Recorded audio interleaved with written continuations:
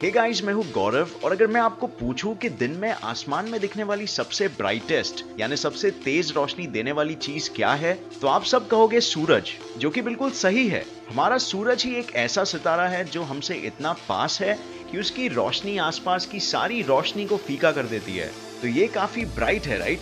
लेकिन सच्चाई तो यह है कि हमारा ब्रह्मांड भरा पड़ा है ऐसे सितारों से जो हमारे सूरज के तुलना में कहीं गुना ज्यादा ब्राइट है।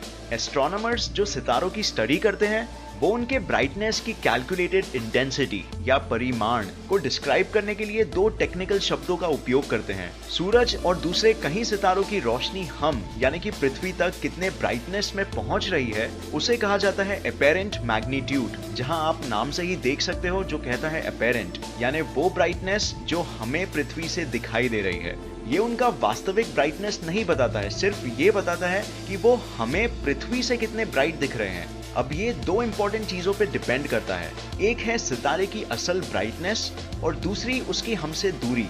बट क्योंकि वो हमसे बहुत दूर है तो उनकी रोशनी हमें बहुत फीकी लगती है। यहाँ तक कि हमारा चांद जिसकी खुद की रोशनी नहीं है और वो सिर्फ सूरज की रोशनी को रिफ्लेक्ट करता है, वो भी हमें उन सितारों से काफी ज्यादा ब्राइट दिखता है। बट ये कोई फेयर कंपटीशन नहीं है। अगर हम एक 100 वॉट के लाइट बल्ब को भी अपनी आंखों के कुछ इंच सामने रख दे तो वो भी हमें सूरज से ज्यादा ब्राइट दिखेगा। बट हम सब जानते हैं कि दोनों को अगर एक समान दूरी से देखा जाए तो दोनों की रोशनी का कोई मुकाबला ही नहीं होगा। तो आज के इस वीडियो में अपेरेंट मैग्नीट्यूड हमारे किसी काम का नहीं है। हमें खोज है ब्रह्मांड के सबसे ब्राइटेस्ट चीज की और उसे ढूंढने के लिए हमें चीजों का अपना वास्तविक ब्राइटनेस मापना होगा और ना कि वो ब्राइटनेस जो हमें पृथ्वी से दिखता है। सितारों के इस वास्तविक ब्राइटनेस को कहते हैं एब्सोल्यूट मैग्नीट्यूड।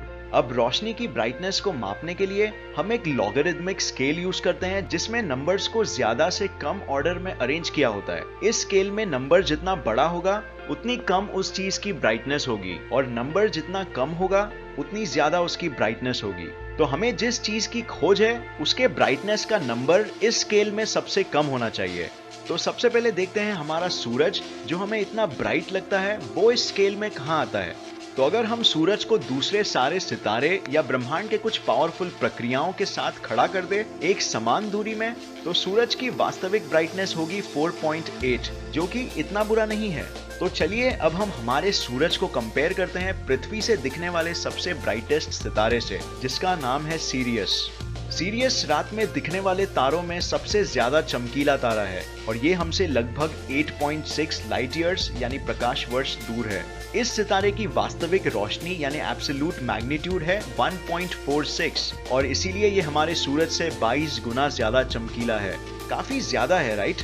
तो आप लोगों का क्या ख्याल है इस सितारे के बारे में जिसका नाम है R136A1? ये सूरज से सिर्फ 256 गुना ज्यादा बड़ा ही नहीं है बल्कि ब्रह्मांड का सबसे चमकीला सितारा भी है। भूलिए मत कि जितने कम आंकड़े होंगे ब्राइटनेस को डिस्क्राइब करने के लिए उतना ज्यादा ब्राइट वो चीज होगा।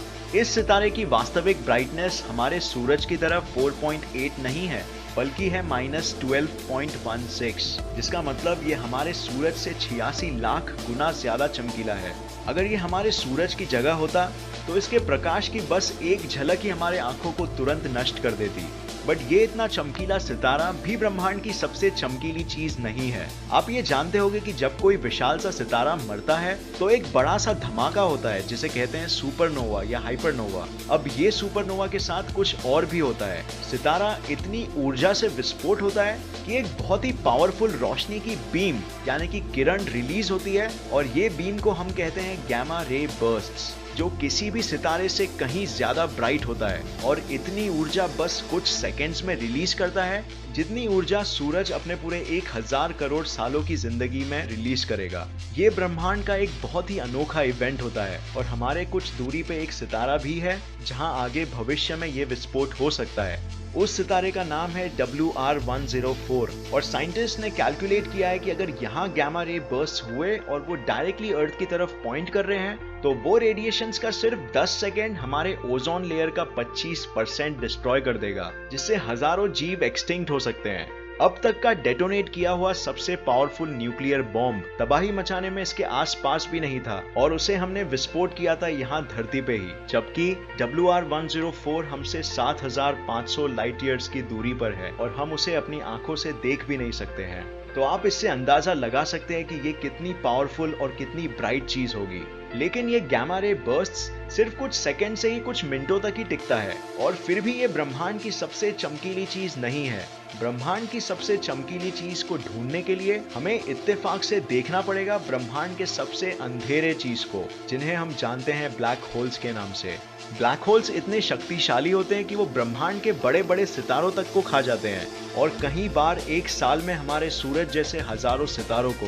और इन सितारों को पूरी शक्ति से अपने तरफ खींचते वक्त एक ऐसी चीज होती है जो ब्रह्मांड के किसी भी चमकते चीज को अपने सामने फीका कर देगी। जब ब्लैक होल्स का गुरुत्वाकर्षण सितारों को अपनी तरफ खींचता है तो दृश्य कुछ इस तरह दिखता है। आप यहाँ देख सकते हैं कि उस सितारे के सारे गैसेस और डीब्रीज ब्लैक होल में कैसे घूमते हुए खींचे चले जा रहे हैं। इस चीज को इसके आकार के वजह से कहते हैं एक्रीशन डिस्क्स।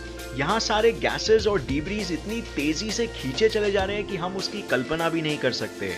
लेकिन जैसे हम जानते हैं कि कोई भी गर्म चीज चमकती है, तो वैसे ही मैटर के इतने फ्रिक्शन से ये डिस्क्स भी ग्लो करने लगते हैं, इतने ब्राइटनेस से कि इनका खुद का ही एक नाम है, क्वेजार। एक गैलेक्सी में करोड़ों सितारे होते हैं, और एक क्वेजार ऐसे किसी गैलेक्सी से हजारों गुना ज्यादा रोशनी देता है। यकीन करना मुश्किल है, राइट? पहला देखा गया क्वेजार, जिसका नाम है 3C273, का वास्तविक ब्राइटनेस है -26.7, जो कि हमारे सूरज से 4 ट्रिलियन गुना ज्यादा है, और हमारे पूरे मिल्की वे गैलेक्सी के ब्राइटनेस से 100 गुना ज्यादा। अगर हम ये क्वेजार 3C273 को 33 लाइट ईयर्स की दूरी से देख सके, तो ये हमारे सूरज जितना चमकेगा, जो सिर्फ, जैसे हम जानते हैं, बस 8 प्रकाश मिनट की दूरी पे है। लेकिन जो लाइट ये क्वेजार्स हम तक पहुंचा रहे हैं, ये तो उनके रेडिएशंस का एक सिर्फ छोटा सा हिस्सा है। क्वेजार्स मोस्टली देखे जाते हैं गैलेक्सीज के सेंटर में, क्योंकि वहां यूजुअली सुपरमैसिव ब्लैक होल्स होते हैं, बट इनकी रोशनी लिटरली पूरे गैलेक्सी को अपनी रोशनी में डुबा देती है। इन गैलेक्सीज के सेंटर्स को कहते हैं एक्टिव गैलेक्टिक न्यूक्लियाई, और इन क्वेजार्स की सबसे ज्यादा ऊर्जा निकलती है रेडिएशन जेट्स के रूप में। एक रेडिएशन जेट कुछ इस तरह दिखता है, और ये सूरज से प्लूटो तक की दूरी का सफर 15 लाख बार कर सकता है। अगर हमारा पृथ्वी इस गैलेक्टिक न्यूक्लियाई के डायरेक्ट रेंज में आ सका, तो इसी क्वेजार को कहा जाता है ब्लेजार। और अब तक की देखी गई सबसे ब्राइटेस्ट चीज है ब्लेजार 3C454.3। इसकी वास्तविक ब्राइटनेस उसके पीक लेवल्स पे रही है -31.4, जो आंकड़ों में सबसे कम है, जिसका मतलब वास्तविकता में सबसे ज्यादा। अगर आपको इनकी ब्राइटनेस का एक और सैंपल देखना है, तो ये पिक्चर देख सकते हो जो निकाला गया था हबल स्पेस टेलीस्कोप द्वारा। यहाँ ये राइट साइड में एक सितारा है जो हमसे कुछ 100 लाइट ईयर्स की दूरी पे है, और इसके बाजू में जो चीज है वो आकार और रोशनी में बिल्कुल सेम लगती है, पर वो है एक क्वेजार 900 करोड़ लाइट ईयर्स दूर। बट आप सोच रहे होंगे ये क्वेजार्स इतने दूर क्यों होते हैं? तो इसकी वजह ये है कि ब्रह्मांड में हर चीज की तरह इनका भी एक दिन अंत होता है।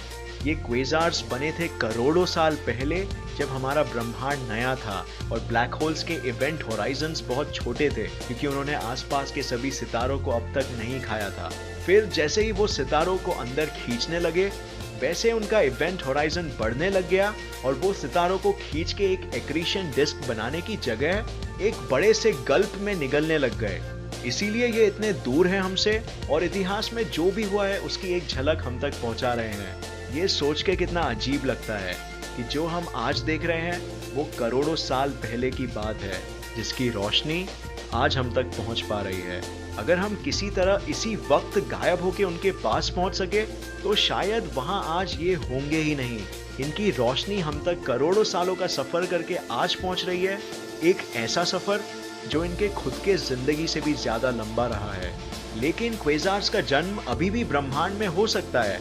इनफैक्ट उनका जन्म 300 से 500 करोड़ सालों बाद बिल्कुल यहाँ भी हो सकता है, जब एंड्रोमेडा और मिल्की वे गैलेक्सीज आपस में टकरा जाएंगे, और जो दोनों के बीच का सुपर मैसिव ब्लैक होल है वो एक क्वेजार को पैदा कर सकता है मिलके सारे सितारों के साथ। तो ये है क्वेजार, जो ब्रह्मांड के सबसे ऐतिहासिक चीजों में से है, और साथ में ब्रह्मांड की सबसे रोशन प्रक्रिया भी है। उम्मीद है ये वीडियो आपको पसंद आया और इससे नया कुछ जरूर सीखने मिला। तो फ्रेंड्स, आपकी क्या राय है इस विषय में? क्या इनका प्रकाश जितना आपने सोचा था उससे भी ज्यादा है, या फिर कम? कमेंट कीजिए नीचे, हम जानना चाहेंगे। अगर आपको ये वीडियो पसंद आया तो इसे लाइक और शेयर करना मत भूलिए, और ऐसे ही साइंस वीडियोस के लिए इस चैनल को सब्सक्राइब करके नोटिफिकेशन बेल ऑन करना मत भूलिए। और मैं आपको नेक्स्ट वीडियो में मिलूंगा ऐसे ही किसी इंफॉर्मेटिव वीडियो के साथ। तब तक के लिए देखते रहिए और सीखते रहिए। जय हिंद।